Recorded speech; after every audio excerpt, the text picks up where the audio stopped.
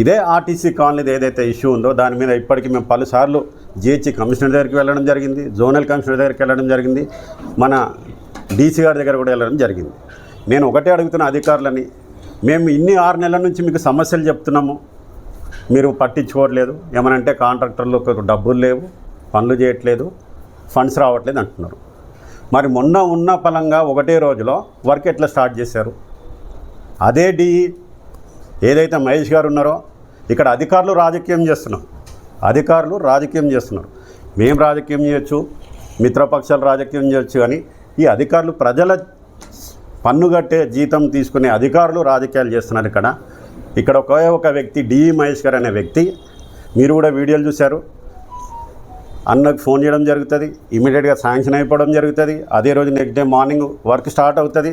మళ్ళీ అదే వ్యక్తి అన్న బాక్స్ని కూడా స్టార్ట్ చేయమంటామని అదే వ్యక్తి అంటాడు. అంటే ఇది ఏం సంస్కృతి?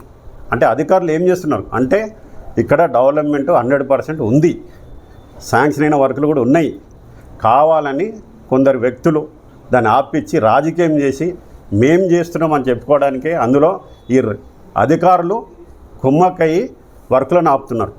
ఖబర్దార్ అధికారుల, ఒకసారి చూస్తాం, రెండోసారి ప్రజలు మిమ్మల్ని తరిగిపట్టే రోజులు దగ్గరలోనే ఉన్నాయి. అధికారులని గుర్తుపెట్టుకోండి. ఇది రాజకీయం, కేవలం అధికారులు చేసే రాజకీయం ఇక్కడ కనబడుతుంది.